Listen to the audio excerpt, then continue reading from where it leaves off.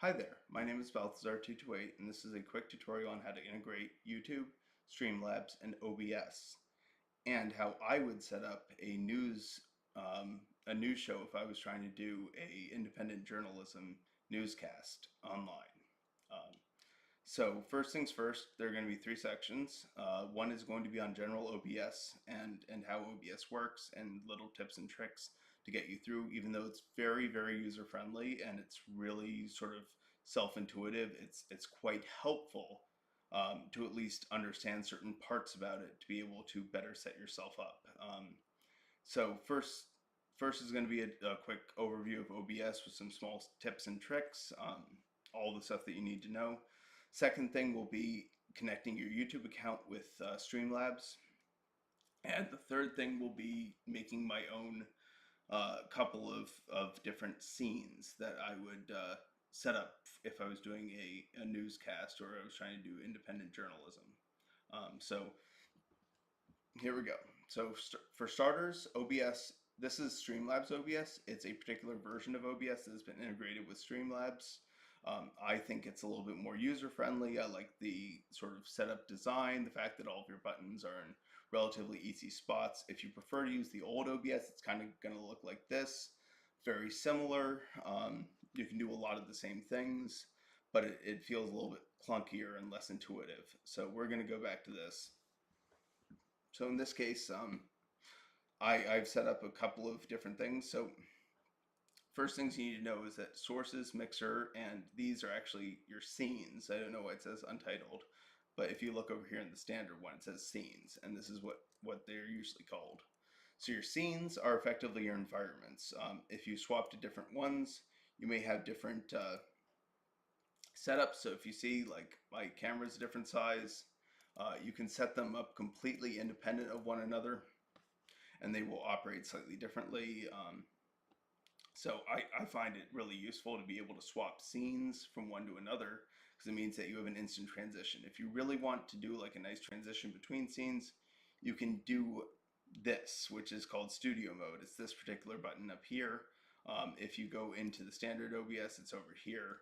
But as I said, it's very user intuitive once you get used to it. It takes a little bit getting used to it, but you can edit a scene, and what you can do is you can actually transition this scene to here. This is currently the live one, so this is what everyone is seeing when I'm streaming. And if I want to change the scene up over here before I transition it to the live, I can transition it with various transitions, and I can edit which ones if I want to cut, if I want to wipe. There are all sorts of little things that you can do in that regard. Very user friendly in that regard, though. The other big reason I really like Streamlabs OBS is that the dashboard is right here, and we'll get into the dashboard eventually, but Streamlabs dashboard is where you go to get all of your information about who's donated, who's subscribed, tracking donations, reading donations. It's all right here.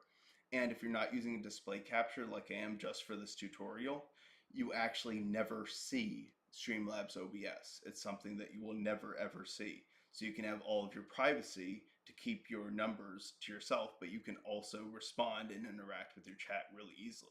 So as long as you kind of stay in the editor. There's also themes, there's live, so if you want to look at what your stream currently looks at, you click on live. If you want to put various themes behind, you can go to themes.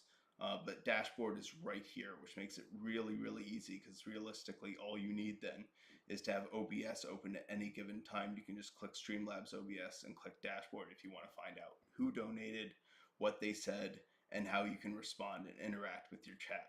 It does require that you log in the app, so you're going to have to go into here and you're going to have to log into your Streamlabs. Right now I'm logged into my Twitch stream, so that's not quite going to look right, but you have to enter in the stream key. But as soon as you find your stream key and you plop it in there, and you do YouTube, it's really dang easy. Like right here, you can just do YouTube, and it's super easy to set up. Let's see if I can actually do it. I think I have my thing in there, but yes. Anyway, once you get all that set up, you just go to dashboard, and it instantly shows you all of the information about who's donated to you, who's followed you. This is my Twitch one, so you kind of get all that right up there quickly, but that's it's really, really user-friendly once you set it up for the first time. In the meantime, what you can do is, in order to even get this Streamlabs OBS, you have to actually go to streamlabs.com. So I'm going to show you that right here. And you have to download the beta for Streamlabs OBS, which is what I have. That's this exact program. You can also log in if you want to connect your YouTube to Streamlabs. You can log in with Twitch or YouTube. I will be logging in with YouTube for this, but in order to keep some privacy on this level, I will be clicking on this eye, and eyes hide that particular source. So in this case, I'm hiding display capture, so I don't reveal my email or personal information. You can also lock it if you don't want to move it, or you don't want to delete it, or you don't want anything to happen to it. It doesn't lose its priority, it doesn't lose its relative level. That's important stuff. So I'm going to log in with YouTube and navigate to my actual YouTube account. So in this case, after you've navigated to your YouTube account, you're going to see this, and I'm going to unblock it. So you can see here it says Battlestar228, which is my account. View your YouTube account and manage. You click allow, and then it will log you into your dashboard. And your dashboard has so much useful information: your super chat revenue, the number of super chats you've gotten, sponsors, subscribers, donations, donation revenue, and it tells you all of like what times you're getting it. You can aggregate the results. You can look at weeks, months, all sorts of stuff, donation counts, amounts, everything. It's very versatile in that way. You can also look at your donations. You can read all the donations. So when you get a donation or a super chat, you'll see not only the name of the person who did it, but also you'll see their message. And that's super, super useful, especially because YouTube super chats are limited by character length, and PayPal ones are not. So that's really, really dang nice. You can link your PayPal account. You can link credit cards. So any of the money that you get from this goes directly connected to your account. You can get the money immediately. You don't have to wait. It's all connected. And you have your individual account. So if you click on something like this, even though I already have it here, I'll show you. You get this kind of a window. What it should have, because I haven't quite set mine up yet, but it should have it should have a username, it should have an amount, and it should have a message, and you get up to 250 characters, so you're not limited like YouTube super chats are, where they simply donate a certain amount. You can even create buttons. You can put the link to this particular donation link. You can copy and paste that and throw it in your description. It makes it super, super, super easy. So it's very user friendly. It's very helpful. You can put in a ton of these widgets. And that's the other great thing about Streamlabs OBS is when you can add widgets. So if you want like followers, donation tickers, stream boss, viewer count, you can have these all sitting on your, like if you want to know how many people are watching at any given point, you can have that on your stream, and even your viewers can see how many people are watching at any given time without having to look down, without having to look away. If they're on mobile, they don't have to turn their phone. It's great. So now that we're done with those things, I will get into the other parts, although I will give one caveat. If you're doing what's called a window capture, which is what I'm going to do in the next section under this article news, I'm going to show you what a window capture is, which is different from a display capture, because a window capture only captures what is in that window. You need, if you're doing a web browser, like I'm about to do right here, when I click, I'm going to redo that quickly, sorry. Did not mean to have that happen. But when I click on this, and let's say I'm going to say I want to get my Chrome to be captured, I'm going to add the source, and I'm going to type in Chrome. I'm going to hit add new source. So right now I go down here to Chrome, because you get to select which window you want to use, and that's going to be my Chrome window.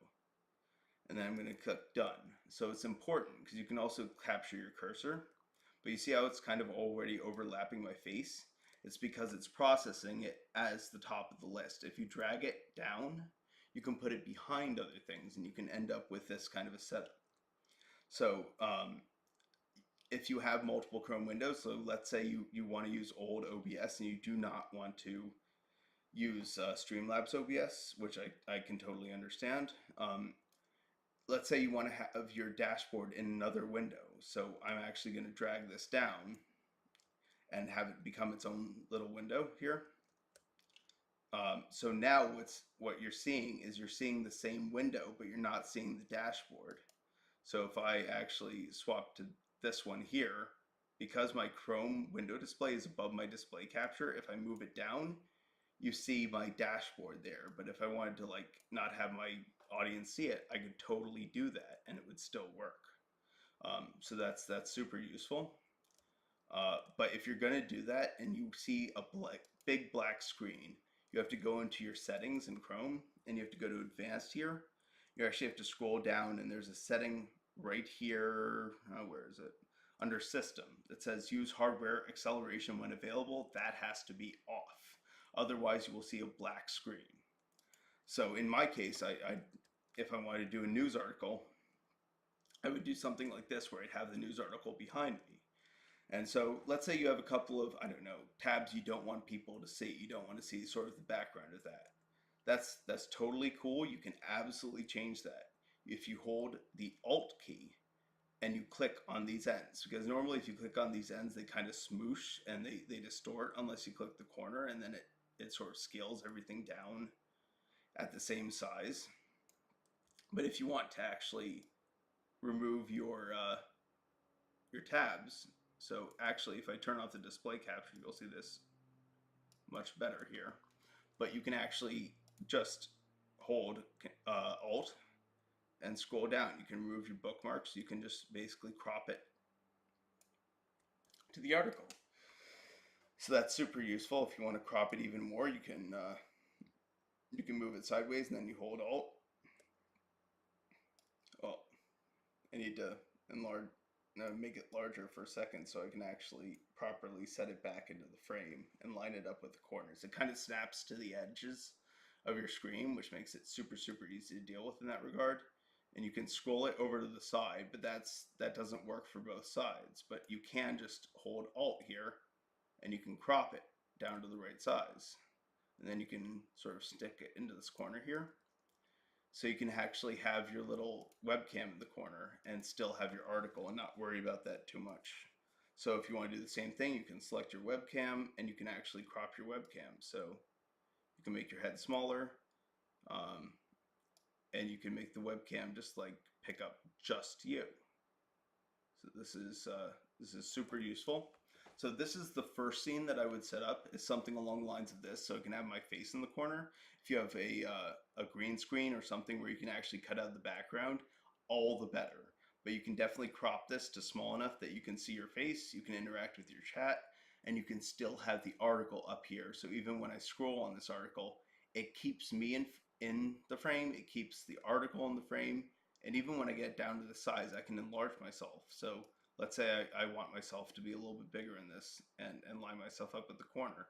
So now I can comment on the article. It can still be the focus of this frame, but this is kind of the rough equivalent of what I would do if I was doing this, if I was doing a news broadcast.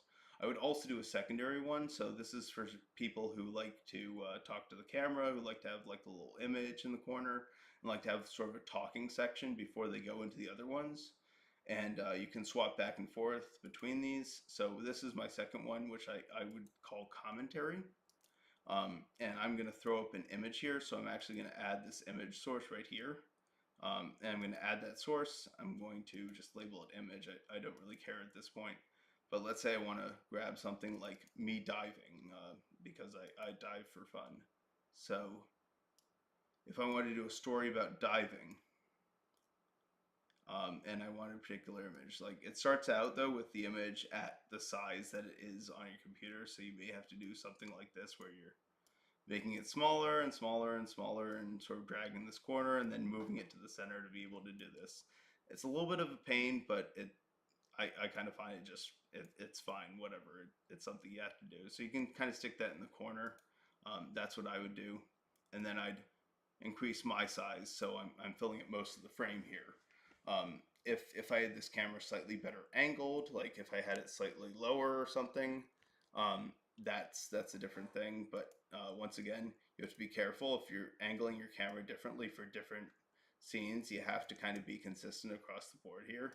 So that is not, you don't want to hit space, you want to hit Alt. So yeah, if you're going to do that, you have to be consistent across the board in terms of how you resize your camera. So for this, I would have this kind of a thing.